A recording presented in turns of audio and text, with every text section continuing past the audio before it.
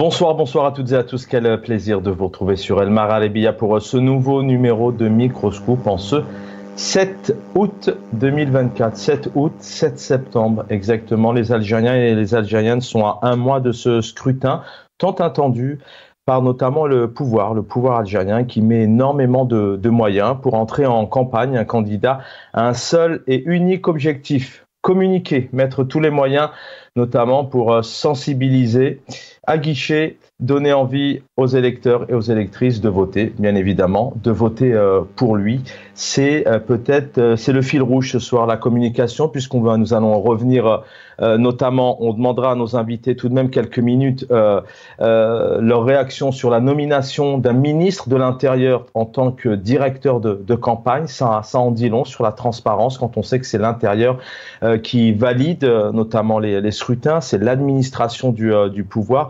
En quoi cela consiste à ce qu'Abdelmadjid Tebboune est donc nommé il y a maintenant 48 heures Brahim Merad en tant que directeur de campagne. Il est actuellement ministre de l'Intérieur, et en continuité de la communication, eh bien, nous allons revenir notamment sur le NTV qui change son directeur général. L'arrivée d'Adel Selakji, précisément, il prend place donc à Nadir Bourabès. Nous allons essayer de comprendre ce que cela veut dire, pourquoi les Algériens n'ont aucune information sur ce changement qui arrive comme ça à un mois de ces élections.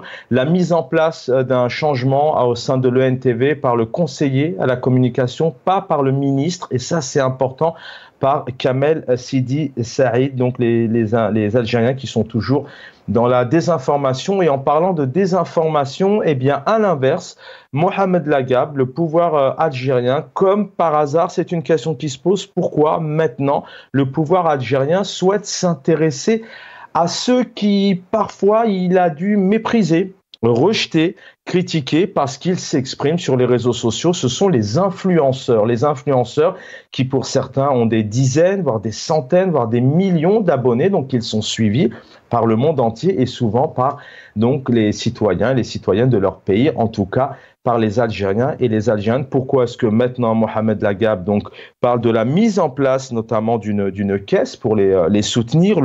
Il a aussi évoqué la nécessité d'encadrer, encore un mot qui revient, hein, ça en dit long, les syndicats, les journalistes, l'encadrement des influenceurs algériens pour garantir qu'ils défendent les intérêts supérieurs de la nation. Vous voyez, en termes de liberté de presse, ça veut dire quoi?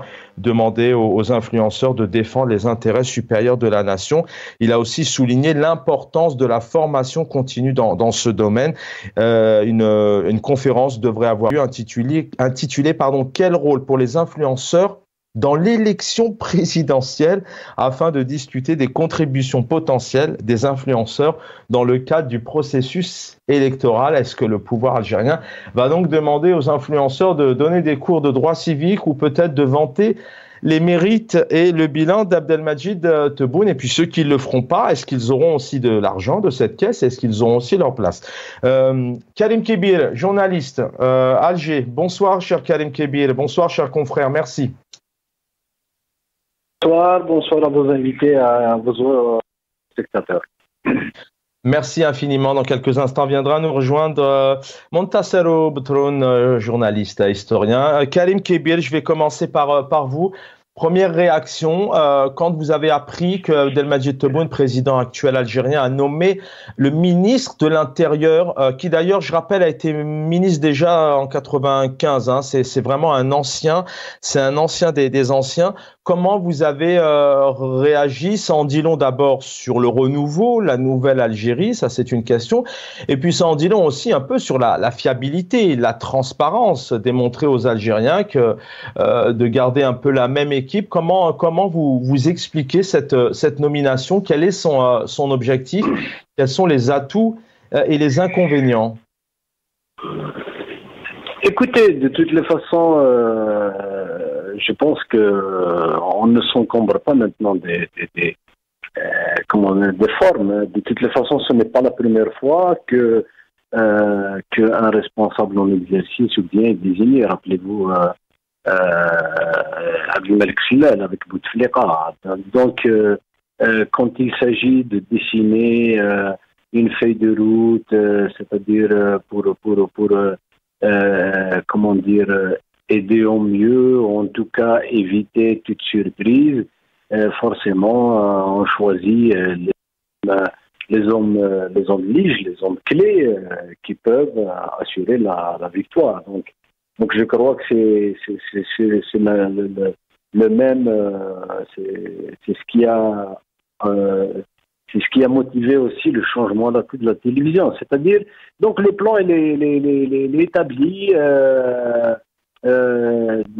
c'est pour assurer une victoire qui ne souffre d'aucune contestation ou d'aucune remise en cause.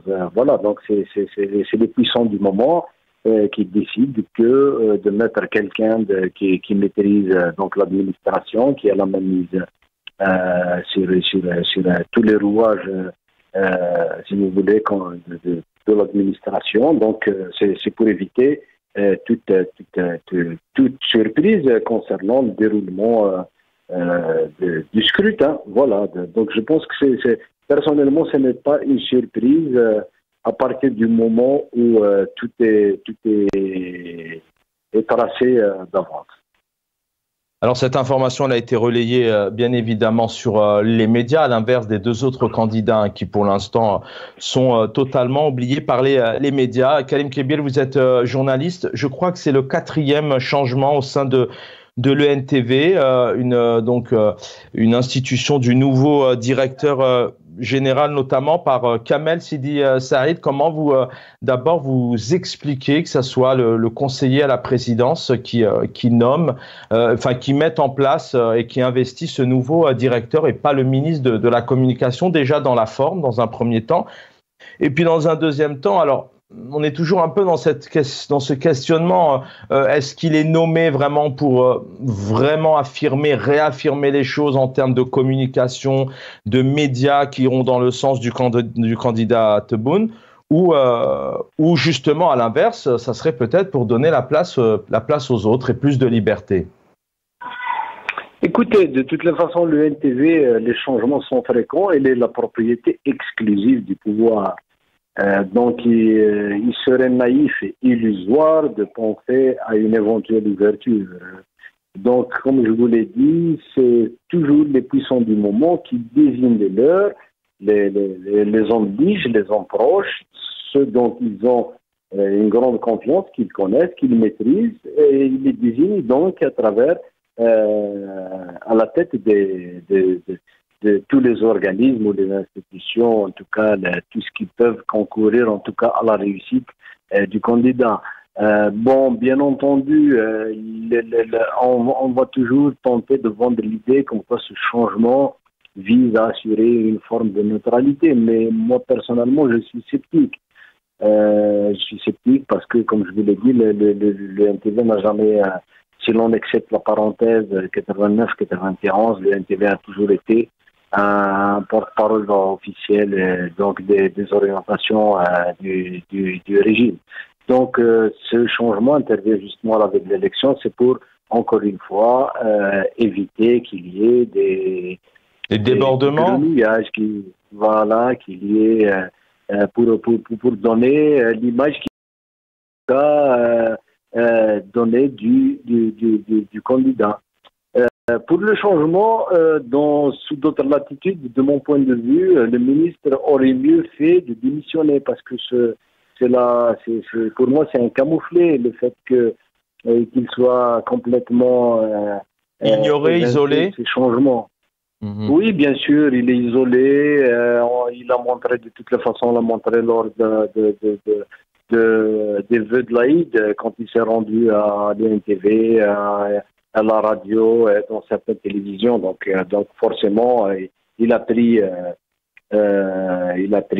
pratiquement la place du ministre. Et puis, on a évoqué, en tout cas, moi personnellement, je n'ai pas vu, mais des confrères, en tout cas, ont évoqué la publication d'un décret non publiable qui enlevait pratiquement toutes les prérogatives à l'AGAP. Donc, Sidi Saïd est devenu ex-qualité le ministre en charge du secteur de la communication. Et c'est lui, comme on l'a vu et comme il vient de le prouver à travers la nomination à la tête de la télé. Donc, ça veut dire que le ministre n'est pas dans les bons grâces actuellement du pouvoir. C'est pour ça que je vous l'ai dit la dernière fois, que certainement, peut-être après l'élection, c'est parmi les ministres qui vont certainement être éjectés du gouvernement. Je continue avec vous. Il y a Montassaro Bertrand qui vient de nous rejoindre déjà il y a quelques minutes, mais je sais que je dois vous libérer, Karim Kébir. Vous pensez que à ce moment très précis où il y a un chamboulement et des décisions que vous expliquez, donc vous le dites clairement, hein, c'est pour verrouiller les choses. Qui prend ces décisions selon vous? On parle souvent aussi de clanisme, de guerre clanique. Y a-t-il un autre clan un peu qui décide, qui peut décider les choses pour que le président actuel reste en place, ou est-ce que c'est Abdelmadjid Tebboune et puis ses équipes, on va dire, enfin ces personnes qui sont en place autour de lui? Vous savez, c'est pas facile de répondre parce que, comme je l'ai dit, pour bien comprendre, il faut disposer d'éléments d'informations assez fiables. Mais en tout cas, formellement, les changements ne peuvent intervenir que de la part des puissants du moment. Donc, quand je parle des puissants du moment, c'est le président Tebboune, c'est la présidente de la République, parce qu'il est candidat à sa propre succession. Donc, je pense qu'ils doivent mettre tous les atouts en sa faveur, d'autant, comme je vous l'ai dit, le contexte dans lequel intervient cette élection pendant la période d'été, où il n'est pas évident qu'il y ait quand même un engouement populaire. Et donc, ils doivent s'entourer du maximum d'atouts pour assurer une réussite sans contestation. Et je pense que c'est dans cet ordre d'idée que s'inscrivent justement la désignation du ministre de l'Intérieur comme président de campagne et puis le changement à la tête de l'UNTV. Donc, c'est un boulevard qui est là. Ça en dit long sur la nouvelle. Ça en dit long tout de même sur la nouvelle Algérie. Je le disais hier, Brahim Merad a été wali pendant plusieurs années. Il est là depuis les années 95, 90, 93. Enfin, alors que tout de même, c'est un pouvoir qui a tout fait pour annoncer cette nouvelle Algérie avec des choses qui se sont renouvelées, des améliorations. On a consacré des numéros entiers sur ce qui se passe du côté de Marseille, du côté du port. Et pour les voyageurs, on sait que les choses n'ont pas évolué. Ça réaffirme qu'il n'y a pas de nouvelle Algérie, que les Algériens sont toujours dans l'ancien système depuis maintenant plusieurs décennies. Je ne sais pas si vous m'entendez, mais j'ai pas bien entendu la question.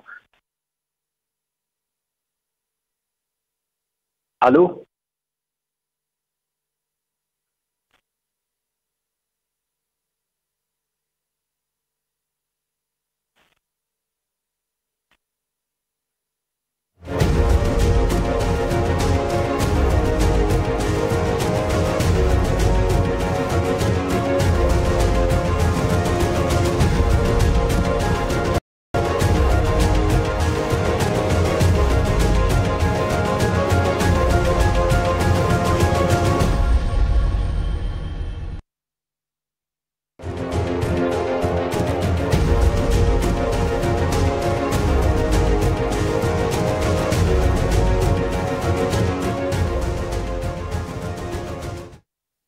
De retour, excusez-nous pour ce petit souci technique. Deux dernières questions avec vous, Karim Kébir. Désolé, apparemment, on a eu un petit décrochage de son. C'est un pouvoir qui sans cesse a rappelé cette nouvelle Algérie. Le fait de voir encore un Brahim Merad qui est là depuis les années 90-95 était encore là aujourd'hui, le ministre des Affaires étrangères aussi qui était là, ministre des Affaires étrangères il y a plus de 30 ans. En voyant ces systèmes-là, ces décisions, Karim Kébir, cette nouvelle Algérie sous Abdelmadjid Tebboune n'a jamais existé? Écoutez, c'est une dénomination de toutes les façons, on ne peut pas dire autrement. Avant je me rappelle à l'époque de Bouteflika, c'était un peu le discours similaire qui était développé.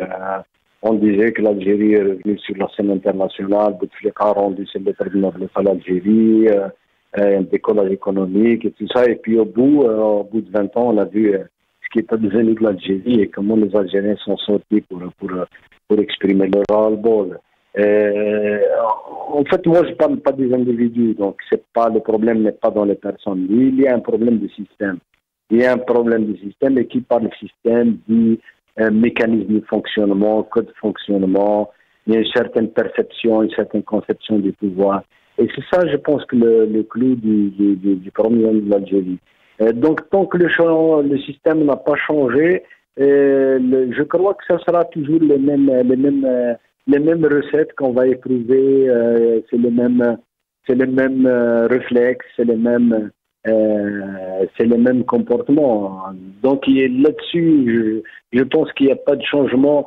Même si je vous le dis encore une fois, on peut changer dans les discours, développer certaines choses, mais à la marge, qui ne change pas fondamentalement la nature du système. Donc le problème demeure entier quant à la nature du système qui est appelé à changer. Sinon, pour le reste, je pense que c'est toujours on change uniquement les hommes. D'ailleurs, comme le disait si bien Jamel Zimati, en fait, c'est à peu près, pour résumer, c'est comme le circuit électrique. Vous avez beau changer les ampoules, changer les prises, mais si tout le circuit ne fonctionne pas, donc il y a un sérieux problème. Il faut que l'ampérage soit présent. Karim Kébir, dernière question, le cadeau de Mohamed Lagab. Le pouvoir s'intéresse aux influenceurs, des réseaux sociaux, des personnes sur les réseaux sociaux qui ont été souvent attaquées, qui ont dû faire face aussi au 87 bis. Certains sont derrière les barreaux. Mais apparemment, là, donc, il y aurait une caisse financière qui serait mise en place pour soutenir les influenceurs, avec notamment cette conférence intitulée « Quel rôle pour les influenceurs dans l'élection présidentielle ?» et discuter des contributions potentielles des influenceurs dans le cadre du processus électoral. Comment vous expliquez cette sortie du pouvoir? Alors, si moi, demain, je suis contre Abdelmadjid Tebboune, est-ce que j'aurai le droit de l'argent? Est-ce qu'on va parler de moi? Qu'est-ce que veut dire cette sortie du pouvoir sur les influenceurs? Encore une fois, ça traduit un peu la difficulté de la maîtrise de la communication et en même temps d'être à la page avec ce qui se fait à travers le monde. Parce que je ne vois pas comment encadrer et à quoi ça renvoie d'ailleurs. Il faut bien qu'on explique à quoi ça renvoie l'encadrement des influenceurs, parce qu'un influenceur est supposé être un individu libre qui s'exprime et qui choisit, comme tout le monde, d'exprimer ses opinions librement. Je crois que parce qu'ils sont incommodés par justement l'existence de certains influenceurs qui développent des discours contraires ou qui sont soi-disant présentés comme étant des opposants ou des anti-régimes, qu'ils font cette contre-offensive à travers peut-être d'aider des gens qui vont développer le discours contraire. Mais je ne crois pas que l'influence vienne comme ça sans qu'il y ait une réelle liberté, une réelle l'existence d'un débat. Parce que au fond du problème, s'il y avait une véritable liberté et de véritables débats, je crois qu'il appartient aux médias, c'est aux médias de former la citoyenneté, de former des gens qui sauront demain faire la part des choses, comprendre les enjeux. Et il ne s'agit pas de quelqu'un qui peut apparaître sur un réseau social et d'essayer de l'aguicher pour lui demander de faire passer des messages politiques. Parce que, en général, certains influenceurs doivent leur notoriété. Ce n'est pas parce qu'ils faisaient de la politique, mais c'est parce qu'ils sont devenus populaires pour autre chose. Certains pour leur mode de vie, d'autres parce qu'ils présentent des recettes et que sais-je encore. Donc voilà, merci. C'est à peu près pour les orienter dans le domaine politique. Mais je ne pense pas que ça soit efficace si on ne commence pas d'abord à assurer la liberté pour un exercice sain du journalisme dans un cadre de liberté. Merci Karim Kebir, merci cher confrère d'avoir été avec nous. Vous êtes donc en Algérie, aussi en Algérie. Montasser Oubatroun, qu'on ne présente plus, journaliste, historien. Montasser Oubatroun, bonsoir. Bonsoir. Merci d'être avec nous et merci d'avoir accepté l'invitation. Nous allons rester ensemble sur cette deuxième partie d'émission. On va juste tout de même écouter Mohamed Lagab qui nous parle de cette caisse de contribution financière pour les influenceurs. المؤثرون أو هذا القطاع لا ينبغي أن يترك لنفسه بل ينبغي الاهتمام به. لذلك طرحت على المنتدى التفكير في الكيفية المثلى التي ينبغي تأطير بها هذا القطاع، ولما لا التفكير في إنشاء صندوق لدعم المؤثرين، لأن اليوم الدولة في المراحل الحاسمة تكون يعني في حاجة ماسة إلى هؤلاء المؤثرين. فيها ندوة الأسبوع القادم إن شاء الله على مستوى وزارة الاتصال بعنوان أي دور للمؤثرين في الانتخابات الرئاسية. Montasser Oubatroun est avec nous. Rebonsoir. D'abord, je le disais en début d'émission, lorsqu'on est en campagne électorale, chaque candidat, leur objectif, c'est vraiment de mettre un maximum de moyens dans leur communication, d'être bien entouré, d'avoir un bon directeur de campagne notamment, aussi donner envie aux médias qu'on parle de nous. Je voudrais d'abord avoir votre réaction sur certains réseaux sociaux. D'ailleurs, certains internautes ont parlé d'un nouveau crime en termes de transparence et de liberté d'expression. Abdelmajid Tebboune a nommé son ministre de l'Intérieur actuel de directeur de campagne. Ça vous inspire quoi dans une élection apparemment annoncée plutôt intègre, honnête et transparente? Bon, je voudrais tout d'abord préciser que tous les organes, disons, de presse, entre guillemets, parce qu'on n'a pas de presse en Algérie, et à leur tête, bien sûr, l'agence APS et la télévision, sont depuis 4 ans en campagne électorale. Ça n'a pas besoin. Il n'y a pas lieu à ce que, quelle que soit la situation, que quelque chose d'autre interfère. C'est-à-dire le seul discours qui passe et qui est martelé, c'est celui du régime, avec ses variantes. Des fois, il y a des petites jalousies de personnes, mais c'est monotone. Il n'est pas autorisé en Algérie d'être différent. Je ne dis pas d'être opposant. C'est-à-dire penser autrement. Je ne suis pas contre toi, mais pour moi, non, ça ne passe pas. C'est comme ça, c'est sélectionné. Donc, je ne comprends pas l'enjeu de ces débats. Et la population l'a compris. Il n'y a rien chez nous. C'est normal. On ne parle même pas d'élections. Au contraire, les gens développent que, bon, il faut que Tebboune, il est déjà président pour le mandat prochain. Donc, pourquoi ne pas essayer de voir qu'avant la fin de son mandat, qu'il puisse organiser de vraies élections présidentielles. Il aura ça comme charge, et pas un autre programme. Avant de partir, en fin de compte, l'Algérie a besoin d'élections présidentielles, chose qui ne s'est pas vue depuis l'indépendance, et tout le monde le sait. Et ils ont eu un problème avec Bouteflika pendant 20 ans. J'étais en train d'entendre Agad, qui était un voisin, je dirais peut-être même un peu plus. Il n'y a pas des influenceurs, ce n'est pas vrai. Il parle d'influenceurs, il parle d'influenceurs dans un seul sens. Peut-être qu'il faut encore les nourrir pour faire de la propagande pire que celle de la Pravda des années, je ne sais pas, 60-70. Et puis les gens en rient maintenant. On n'a pas de presse, on n'a pas... j'ai entendu parler de la nomination de Adel Serge, qui est un confrère, qui est un ami aussi. Tout le monde le sait, à l'ENTV, et on en parle que quand les gens sont là, qui m'a dit la seule exception dans l'histoire de la télévision algérienne était un petit peu la période de Abdou Bouziane, j'ai eu je dirais même l'honneur de travailler un petit peu avec lui.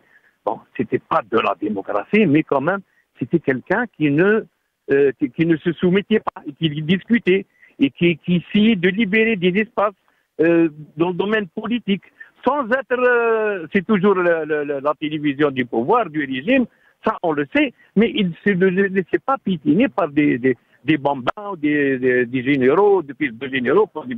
Il essayait de sauver, au moins pour la forme l'éthique. Et par exemple, le Ken Abdou Bey, président, jamais de la vie, le NTV تجوز un truc كيما تجوزت ولا بورقعة. Cette période dite Montasser Oubtroun, cette période peut-être dite où il y avait un peu plus d'ouverture, de liberté, cette période notamment après 88, c'est une période qui a fait peur au pouvoir de voir un peu les gens s'exprimer, la presse s'ouvrir. Il y a eu d'ailleurs des élections derrière où les gens sont allés voter.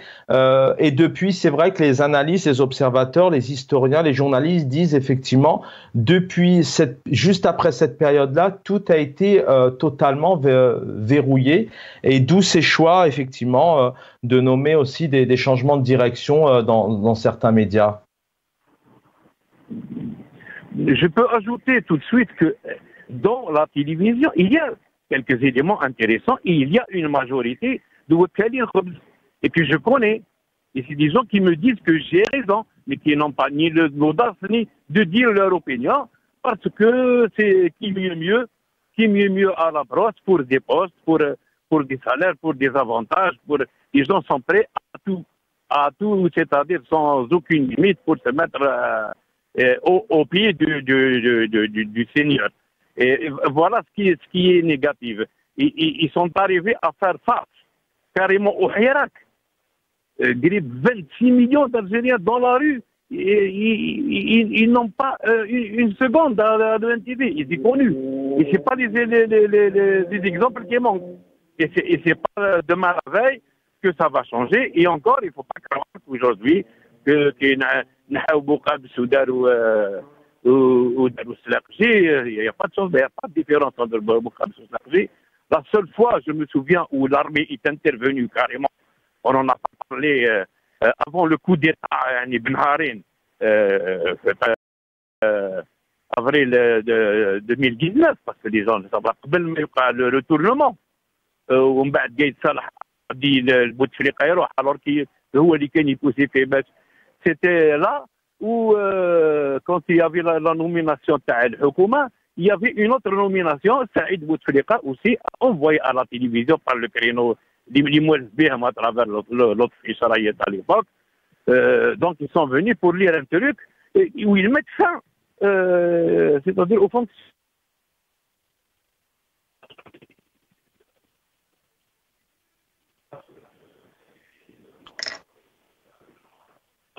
Alors, apparemment, on a peut-être un petit souci de son avec vous, Montasser Oubtroun.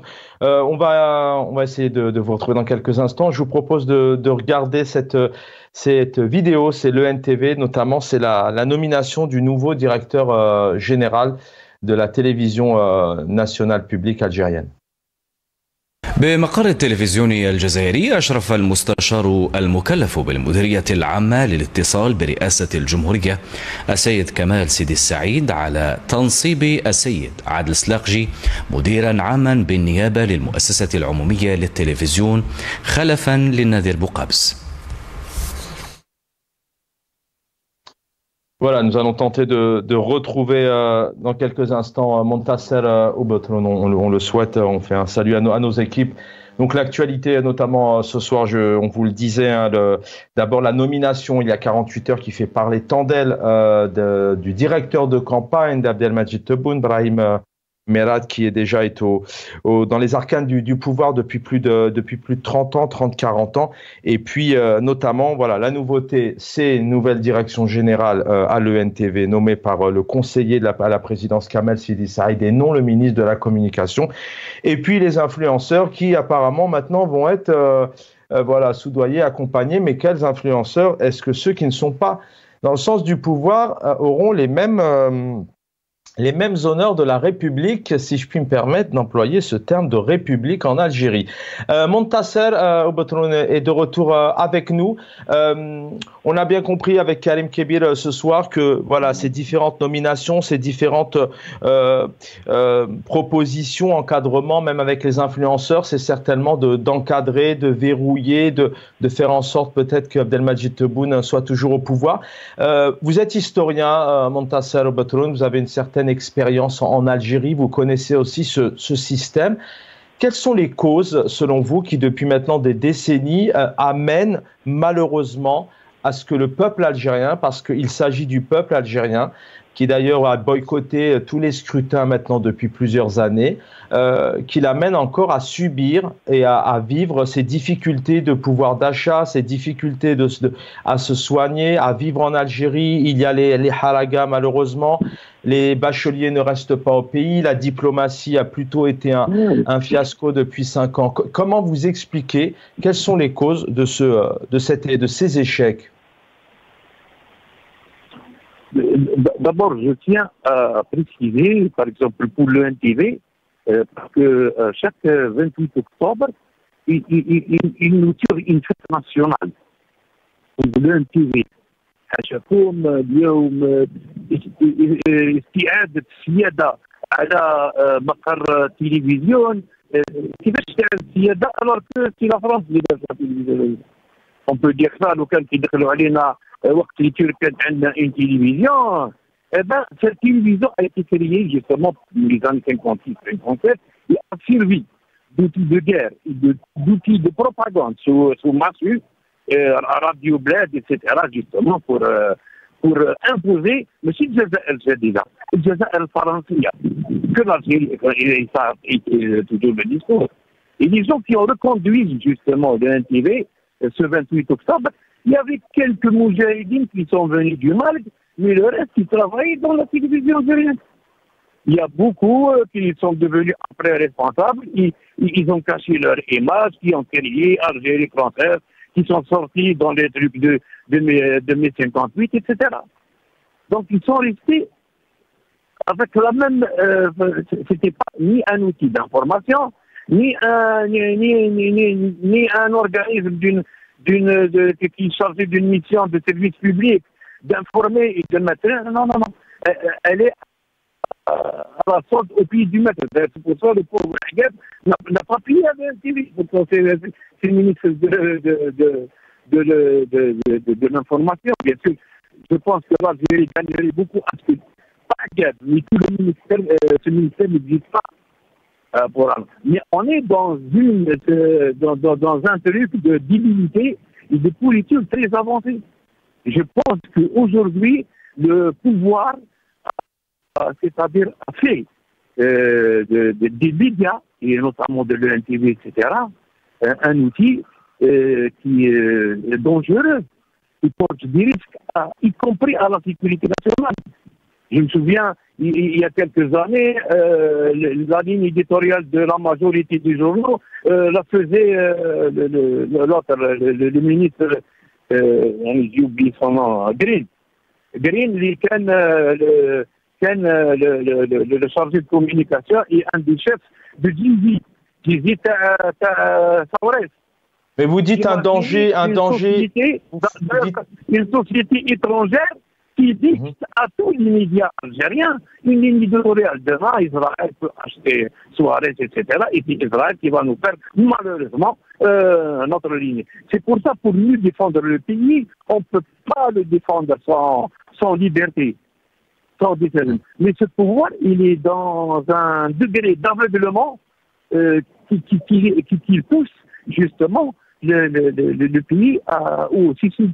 Vous avez parlé des chômeurs, vous avez parlé des ragas, des dysfonctionnements. Au contraire, le rôle des médias, c'est justement d'exhiber et le pouvoir, c'est de voir et avoir un diagnostic correct pour pouvoir agir positivement et ne pas tâtonner un petit peu partout et jeter des milliers de milliards tout en empirant la situation. Moi, je dirais que ce comportement, c'est pas de la naïveté, c'est un comportement antinational. Maintenant qu'il parle d'influenceurs, alors que les prisons sont pleines de gens parce qu'ils ont écrit une phrase, et 99% de ce qu'ils ont écrit est visible. Bon, voilà. C'est-à-dire, maintenant, parler d'élections ou de campagne électorale, vraiment me fait rire. Et les Algériens, ils laissent. الشعب الجزائري شعب طيب ماشي باغي المشاكل il n'est pas con. Les gens, ça y est, ils sont à côté.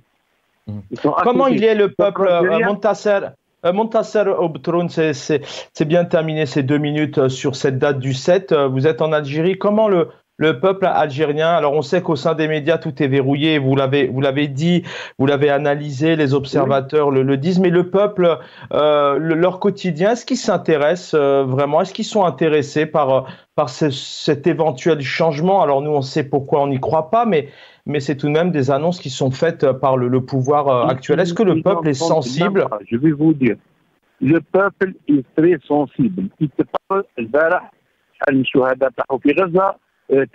il est en train de suivre, mais les questions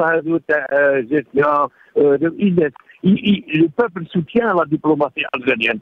Par exemple, il en fait des héros, il en parle, mais surtout politique internationale. Pour tout ce qui est national, donc, quand il y a des choses positives, certainement. Bon, ils essaient de s'accrocher, voilà. Il n'y a pas de débat sur sur le fond, sur comment on peut construire réellement une économie réelle. Et si possible, et le peuple est prêt à ça. Comment aussi faire un système dans la légitimité? Malheureusement, c'est pas dans les calculs de ce pouvoir qui considère, je le redis, il considère que ce peuple, on doit faire attention, c'est un peuple loupard, c'est un peuple qui risque de se renverser, et en gros, la théorie, c'est un peuple ennemi. Donc on va essayer de gagner ce qu'on peut gagner, mais tout en ne faisant pas confiance. Et pourtant, Dieu sait que pour la révolution algérienne, le nom du parti, après la dissolution de l'histoire nord-africaine, c'était Hizb al-Sha'b. Hizb al-Sha'b, quand il a été, ce nom n'a jamais disparu.